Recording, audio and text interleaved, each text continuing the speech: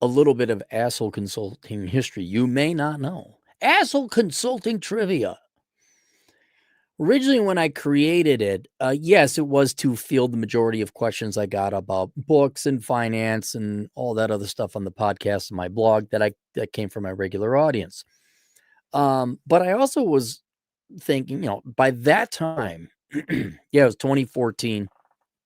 I had finished my career in banking, and I realized both in banking and the companies that I would analyze or look at, the private sector, corporate America, was in desperate need of asshole consulting. Fuck Accenture, fuck the big four consulting groups, fuck Anderson Consulting. That's all. Hey, Anderson, how come you didn't catch all the bullshit at Anderson Accounting? How come you didn't catch Enron?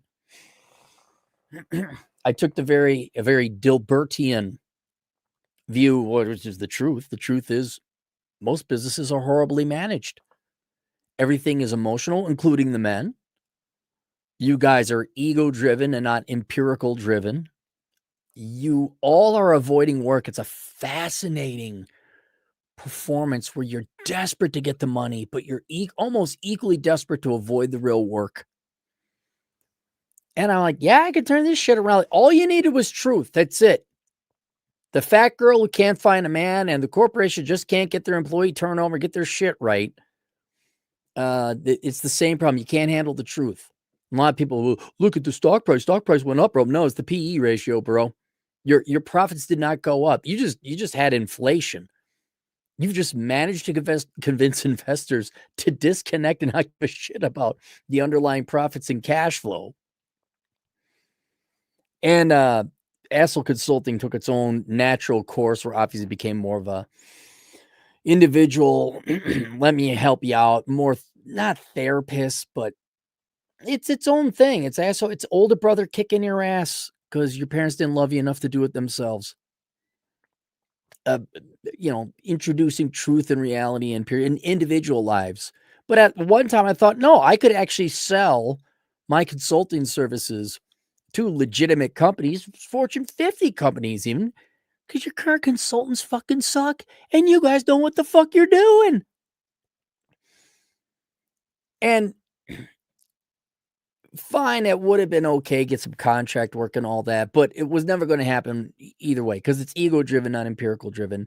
My attitude, I would never, there's not a corporation in the world that would hire me to turn them around because their ego and their pride and their spine, not their spine, their, what's the word I'm looking for? Their feelings are way more important than doing anything that tangibly and permanently improves their company. It would never happen. Plus, the planes just don't like me. And remember, corporate America is done by conformance, not performance. That's why people who are really good at being popular in middle school do very good in corporate America, because it's just middle school for adults. And we all wonder why there's housing bubbles or .com bubbles. Oh my God, the Chinese solar technology. But it was current popular. Oh my God, who knew having the DEI wave come in wouldn't result in increased profits, just more lawsuits and shitty products. But it was current. We looked at Porter's 5 forces. Anyway, now there's no way you could pay me to be a consultant to corporations, private companies. There's no way. There's no way, because you're just going back to work. I'd go. I mean, maybe it'd be a little bit fun. Consultant Cappy, what do you recommend? Fire all your HR people. Pay your employees more so they don't go anywhere else. You can hire cheaper employees fresh out of high school if you're willing to train them and train them well. give them enough pay so don't go anywhere else. I walked around. I worked as, I was undercover boss. So like, yeah, fire all your Karens, get rid of your meetings, cut them by 90%, and allow people to remote work and get rid of this unnecessary corporate office lease expense you got. And good night, everybody. That'll be $1.2 million. I'm glad I saved you 10. But feelings would get hurt, and my already microscopic dick would get smaller. Okay, fine. Have CPE, have pizza fries, have ESG. I don't care. Do you think? It would be kind of fun in that regard, but no, you couldn't. Like anytime I get real work now, I'm like, oh, fuck that shit. I'd rather help out some poor kid get out of the ghetto. At least he'll listen. So this was sent to me, but it's about 5 months old. The consulting crash is coming from the free press. Bloated, overpaid, and outpaced by AI. Big firms confront a future they can't outsource. AI is not going to replace your real workers. It will replace all the fat. All your HR, all your MBAs, all your consultants, because they don't produce anything. Here's a better idea. Don't replace them with AI. Just fire them and not replace them with anything. Whoa! Revolutionary consulting advice. This is written by Joe Nocera. Timing the market is not my thing. Peter Thiel told me a few days ago, but if the consulting business was a stock, I'd be shorting it right now. I'd seen a short clip of the Planeteer co-founder criticizing the consulting industry during a lecture he gave at Oxford in 2023. He also said that men exist and you should treat them well. Stop treating them like shit. And now he's making all the news and, of course, all the victim, oh my God, he hates women. It's so tiring. So I got him on the phone to hear more. Back in the 1980s, he told me consulting firms were useful. Thanks to the corporate raiders of that era and the loosening of antitrust during the Reagan administration, acquisitions became the hot new trend. As big companies began acquiring other big companies, that meant that employees were going to be fired. Integrating two company cultures into one was likely to be difficult, and the CEOs of the merged companies would need to show shareholders that they could create business efficiencies, just as they had promised. Leveraging synergies, bro. Who was going to do all that? Consultants. That's who. Firms like McKinsey and Company. McKinsey Company is, to this day, the firm that came out with the research, they came out with the publication that said DEI increases profitability. They have yet to share the data with, I believe it's the University of Tennessee economics professors that said, we'd like to have your data and recreate the experiment you ran. And they've doubled down every year since 2015. Bain and Company, Deloitte and Douche, and PricewaterhouseCoopers and Librans had hundreds, nay thousands of employees who could move into these newly merged corporations and figure out what had to be done. They could do the dirty work of firing redundant workers so that the CEO wouldn't have to, and they could come up with the strategies that would make the combined businesses more efficient and more profitable. Back then, said Thiel, the consulting industry added value.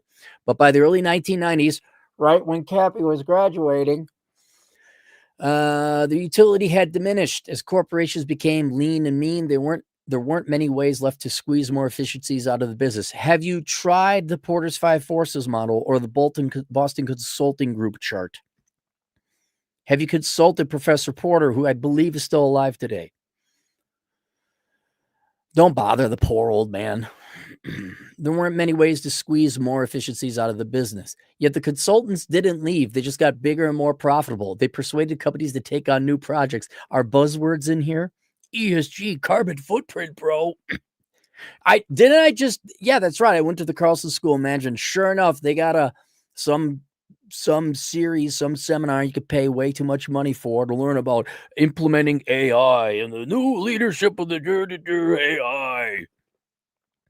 And they worked to make sure they were retained anytime a company decided on a shifted strategy. When you're a senior partner at a consulting firm, said a former consultant, your whole job is to hold on to your big clients for literally 20 years. That's your goal. That's your dream. You want to be able to say that your client generated $20 million a year for 20 years. At which point, Thiel concluded the consulting industry became a scam. No. Really? Anyone who has ever worked inside a big corporation in the last, say, 30, 40 years has seen versions of the scam. I only had one such experience, but it was a doozy. As an employee of Time Warner, when it was bought out by AOL, I watched from my small perch as consultants from McKinsey and Bain advised top executives on how to make the merger work. Because both firms are privately held, we'll never know how much they were paid, but it was undoubtedly tens of millions. Yet their advice did not prevent the deal from costing shareholders over $200 billion before it unraveled. But then bad advice never seems to hurt the consulting firm that doles it out. McKinsey generated a record $16 billion in 2023. What do you tell them? Thank God there are so many ego-invested business leaders in America and MBAs, because they can't just run the freaking business. They got to do a new thing and introduce revolutionized or carried over. They have to leave some kind of fucking legacy.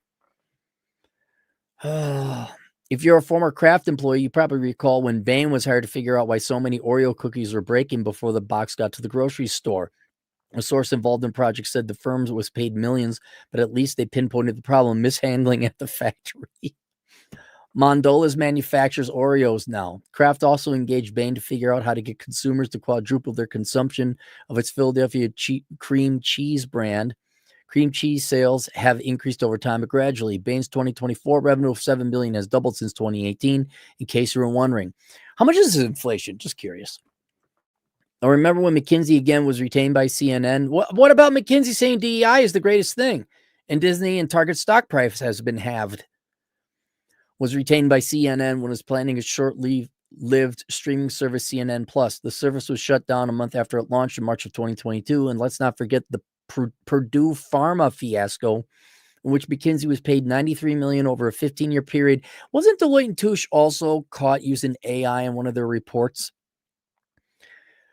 McKinsey was paid $93 million over a 15-year period to help the company ratchet up its sales of opioids. That one didn't work out so well, with the firm paying $650 million to resolve a criminal investigation into its actions.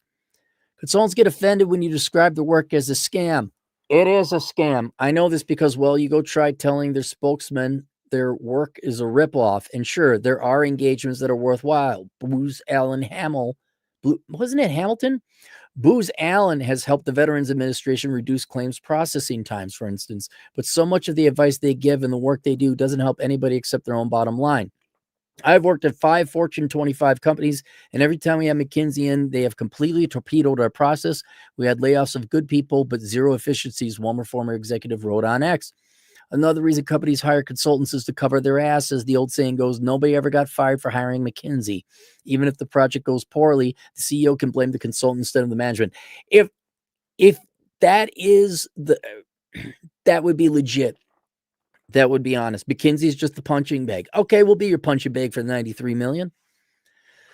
But it's becoming much more difficult for consulting firms to stick with their old tactics and their own business model. I got a question for all you consulting firms. Do you have a department that looks for the latest buzzwords so you can roll it out and hoodwink the fucking executive management of America? And they're like, oh, we're experts on this thing that came out last week. How are you experts? It just came out last week. We're experts. So what's going to happen after DEI is obviously out? That's like 2023. What's next? Oh, AI. I forgot. Never mind. I apologize. The thing that has yet to make a profit. The industry is being disrupted by two powerful forces. The first is the Trump administration's crackdown on consulting for the federal government. Good. According to the General Services Administration, the top 10 contractors alone were set to be paid $65 billion by the government in 2025, and the administration is adamant that the number be substantially reduced.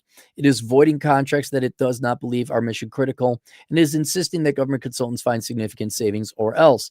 An appointed letter to procurement officials through the government, acting GSA head Stephen Ahikian, complaining about the amount the government was spending on consultants wrote, this needs to and must change. The second factor is the arrival of artificial intelligence as the dominant force in American business. It's a force. It can replace consultants because consultants don't do anything. Like AI could replace my pool boy because I'm the pool boy at the Southern Command anyway. AI could replace my kayak because I don't own one. Although the big consulting firms are hoping to make money providing AI services to clients, the clients have figured out that AI can provide an analysis in 10 minutes that used to take a team of junior consultants weeks or months to do. It used to take 2 weeks to do a SWOT analysis. Are you kidding me? A SWOT analysis? That is, oh my God. When I was in business school, I used to think there was some intelligence, like there was some high level, high experience, only like there was a science to this. It's just a bunch of low IQ fuckwits. Well, strengths, weaknesses, opportunity, threats. I did more research. I swear to God, I did more research as an economist for my fucking blog than I ever did working in the actual industry or field. And some of it was spectacular. You go digging for them, especially when the internet was starting to become more prevalent and that was just being put up online. I was good, but I always thought, oh, why? I'm not like the pros. No, I was better than the pros. Way better than you guys. Used to take 2 weeks to do a SWOT analysis with all the people engaged in doing research, said Soren Kaplan, an innovation expert. Get the fuck out of here. Who has predicted for years that AI would upend the consulting business. SWOT stands. Okay. Now it takes 2 minutes with AI. And you don't know if it's accurate or not. Is going to change the economics in a huge way, making everything cheaper and faster. And this is going to come into play in consulting in a huge way. 10 minutes of work versus 2 weeks means a lot less money for consultants. You know what? It doesn't have to do better. It just has to convince the people who would hire consultants that it's cheaper. Not even better, just cheaper. Because cut costs, bro. Hey, how'd that whole tell every American employer to outsource all their jobs overseas consulting industry, how did that go? Oh, and now you can be replaced by AI.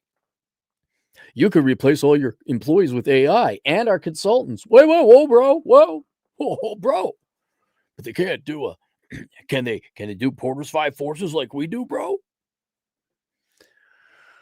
Let's start with the Trump administration. From the moment Elon Musk arrived in Washington, chainsaw in hand, he and his young acolytes at the Department of Government Efficiency put consulting contracts on the chopping block. No client got scammed more than the government. The government's unquestioned reliance on consultants renewing contracts year after year has been a gravy train for some of the larger firms, Kaplan told me. Do you mean that the big consultant firms have been taking advantage of the taxpayer, not the government? I asked Kaplan. While he laughed, I wouldn't put it exactly like that. Here again, McKinsey offers the paradigmatic example. 5 years ago, a GSA Inspector General's report found that the firm was overcharging the government by tacking on 10% more than its contracts called for, costing taxpayers an additional $65 million. In a statement, McKinsey spokesperson, by the way, McKinsey believed in DEI, said, we support the federal government's focus on delivering value and positive outcomes for American taxpayers. As we have highlighted in our research, there is significant opportunity to improve productivity in the United States government services. We're eager to contribute to these efforts. Get the fuck out of here. You're fired. Bye.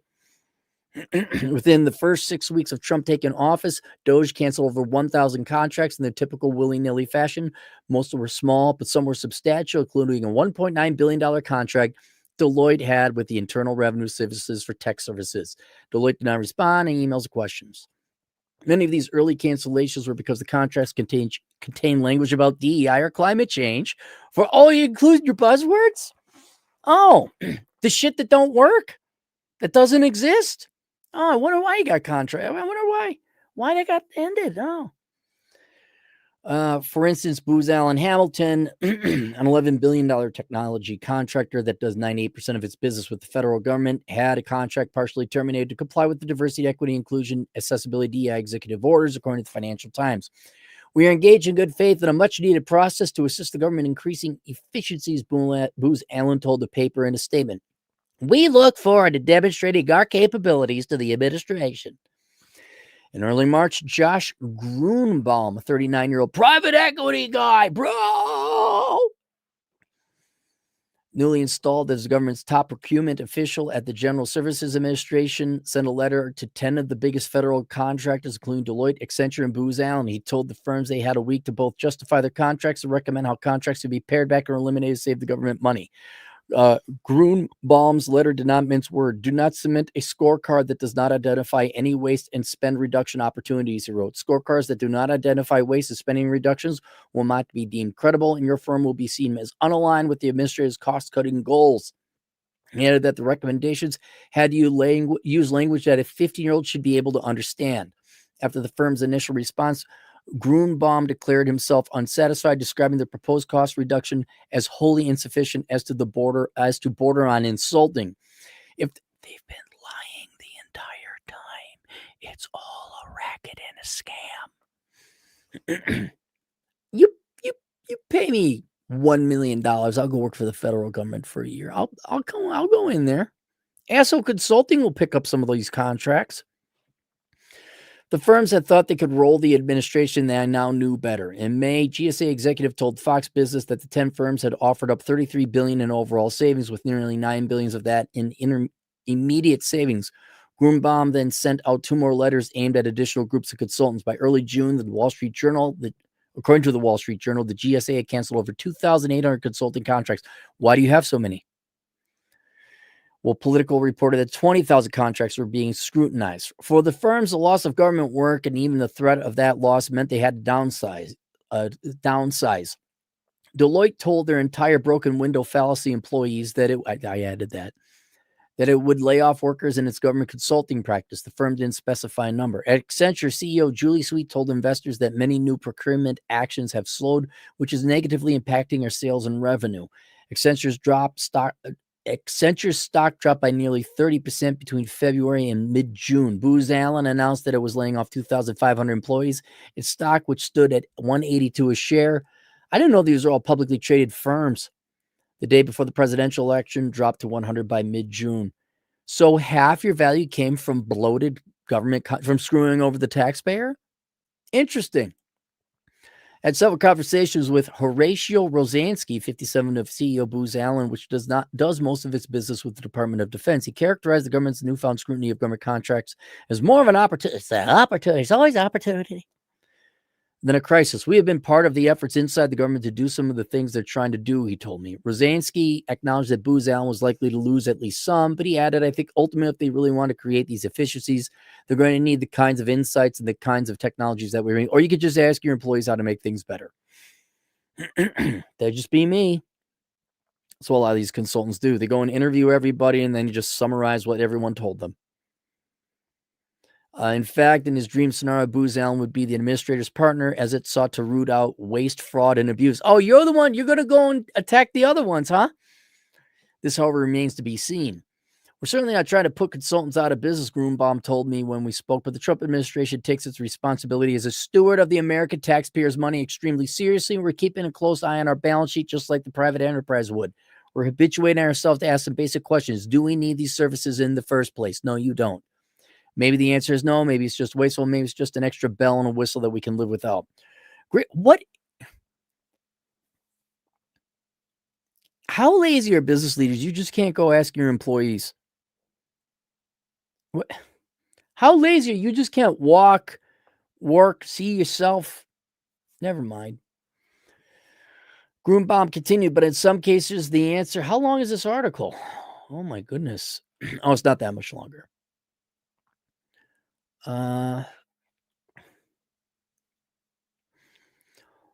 All this is happening in Washington as the biggest revolution since the internet rolls out of Silicon Valley and destroys the very idea of expertise, or rather makes us all experts. Well, it's true. And you consultants were never experts at much of anything, unless it was like IT or something very specific or industry specific. But business management, get the fuck out of here. It's common sense. It's not just the government that is rethinking its relationships with consultants or commercial clients who are also kind of doing the analysis. Jeez. In-house using AI that they had previously paid millions of dollars to have a consulting firm do. And when they do hire consultant firms, now they're demanding that they pay less, a lot less, and that they only pay when the outcome is satisfactory. Another radical change that will hurt consulting profits. Same thing should be for lawyers and law firms. If you don't win, you don't get paid. That's part of your job, is to assess the probability of winning this lawsuit. To get a sense of what consulting is likely to look like a decade from now, look at what streaming has done to the television business or how the internet has disrupted the newspaper industry. Television and would that be great if you guys were if you're all like independent contractors, bro. You know, trying to hack some kind of influencing, some kind of internet presence. Oh, that'd be great if you guys all went away. And then you're like looking for jobs. But you got like an $8,000 a month mortgage because you thought it would go on forever. Television and newspapers still exist, but they are a diminished force with declining revenue, lower profits, and less cultural clout. That is what is about to happen to consultants. I hope so. That'd be great to see consultants go like from Whoopi Goldberg, A-lister celebrity to fucking vile, ugly, mean joke of a woman. The industry is not going to die, said Tom Rodenhauser, who has tracked the industry for 3 decades, but it's going to fundamentally change. Consider the basic consulting contract of yore. For decades, the industry charged clients based on a combination of manpower and time spent on a project.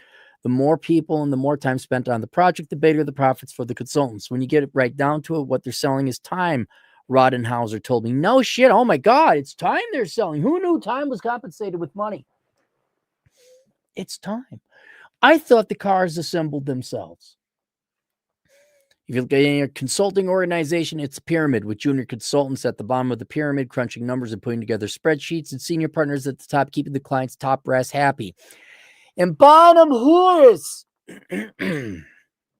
I guarantee you that's behind the closed doors. One former consultant told me that a decent engagement should generate at least $1 million a month. All those young staffers who did the grunt work, thanks to AI, they are no longer needed because AI can do things so much faster. The old business model no longer makes sense, said a former industry executive. But it's not hard what they're doing. It's not. Although if you want accuracy, you better start paying people. But just like the TV and the media industries, when they were first disrupted because of big firms are saddled with enormous overhead and other legacy costs, they are resistant to changing. Rodenhauer told me that the advice part of consulting had long ago taken a backseat to implementation, which AI is going to make much easier and faster. Once the new technology is installed, the company no longer needs a consulting firm to hang around. So there's not this driver for consulting services like there was during previous cycles of new technology, Rodenhauser said. That's why I say consulting, as we've known for the last 30 years, is under attack. What AI is really doing, said Humberto Salicetti, another consulting expert, is democratizing information, which will allow companies to reduce their reliance on traditional consulting expertise. You guys could have looked this up at any time. Honest to God.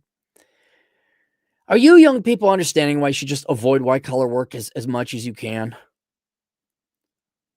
And handle work that was once outsourced internally. To put it another way, AI is commoditizing knowledge, which spells very bad news for people who make their living well selling knowledge.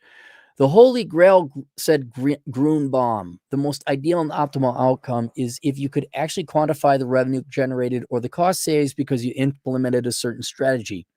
But that's not always possible. So at minimum, the government wants to be able to say, this is what I was paying for and this is what I got, which leads to the final radical change. Contracts are outcome-based rather than time-based. Oh, no! You got to perform, bro?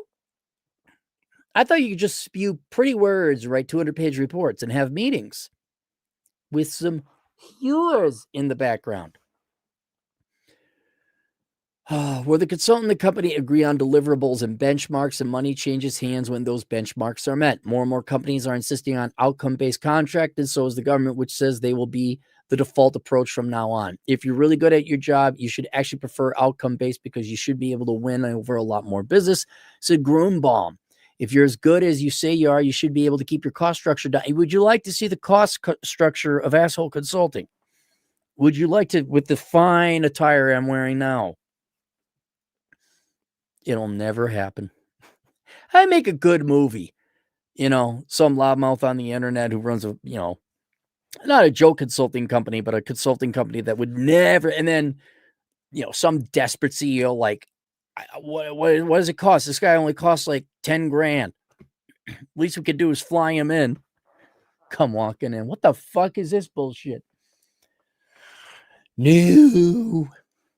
There's a better chance of a movie about that being made than it actually happening in the real world. I'll tell you that. But if you're somebody who can't deliver and just clocks in and clocks out, charges for hours and not outcomes in an unpoliced fashion, that's not going to work for us anymore. It's not going to work for anyone else either. I don't have a crystal ball, but it's not hard to imagine what consulting will be like a decade down the road. Oh my God, it's such a wonderful. My life does have vengeance. It is a happy ending. All the bad people are losing. Bankers are getting laid off, or they're never getting back into banking.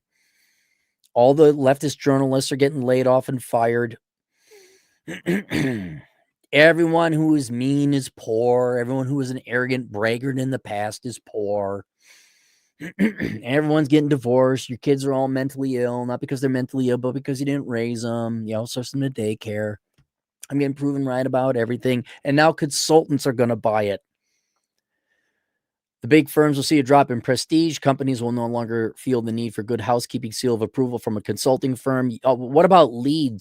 LEED, building certification. Young MBA graduates will stop flocking to consulting firms who won't be hiring in any case because the work typically is done by junior staff will have all been taken over by AI or outsourced to India, bro. They speak English. Do you know they speak English in India? Outsource to them. You could, yeah. He speaks English. Just outsource to him. Consultants with truly valuable expertise will break off from big firms and start small boutiques where they will go from job to job instead of holding on the same client year after year. Consulting will still exist, but it'll be far less profitable than it is today. And no one will call it a scam anymore because, as Groombaum said, that's not going to work anymore. Aww. This is, I want to get Joey Nocera. This guy looks kind of cool. Deputy manager of the Free Press. Well, who's this guy? What I like about his bio, that's it. It just says he's got 23,000 followers. Latest podcast, American Dreamer. Who is Jay Gatsby? The Big Fail. Joey Nocera. Let me look him up. Joey Nocera. There's more to him than that. Written for the New York Times since 2005. Really? No, he's published in Penguin Random. Maybe he's got connections. A well-written article by Joey. Link below to resources. Bachelor Economics, the Financial Advice Bible for men and women who are bold enough to read it. Just get your finances together so you never have to work for these assholes. And then finally, if you're looking for a career, it is white collar. And they're all threatening it's going to be taken over by AI. No, it isn't. Well, I mean, if you work for somebody else, it is. But would you like to work remotely? Would you like to work for yourself? Well, there's a career out there, dentistry, that lends yourself well to that. Not so much remotely. But there's another career that does allow you to do remotely and work for yourself. It's called the world's greatest accounting career. And me and my tax CPA, Chad Hulk, put together a course on Teachable titled The World's Greatest Accounting Career.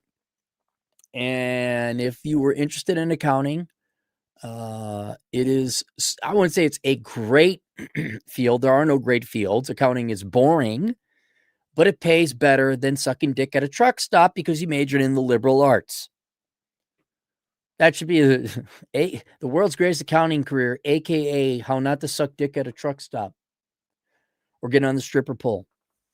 Anyway, he takes his expertise in the world of accounting, and I did the presentation because he didn't want to do the presentation, and basically guides you into getting maybe not the world's greatest, because obviously that would only go to one person, but a much better or gooder career than average accounting career. And doing so much more cheaply than he did, like where to go to school, if you go to school at all, certifications you should get, and ideally the quickest way to get to self and remote employment, though you will have to spend time working for someone else. So that's available on Teachable. You just have to search the world's greatest accounting career, and you will find it. Let us go to the super chats. We got one. Andrew, $5. Imagine owning a business and hiring a bunch of 105 IQ MBAs to consult your business they've never actually worked for. Pay the employees more instead. I've never, right? I'm old. Not once did anyone in any company ever come ask us rank and file employees, regardless of where I was, what we would do to improve or what we thought. Never. And you hit it, Andrew. 105 IQ. You're dealing with people who are just a little bit smarter than average, but not smart enough to lead, not smart enough to look, and certainly not ballsy enough to make, hard decisions and execute on mandatory needs and changes of policy. They simply don't have it in them. All right, that's it. See you guys later. Toodles.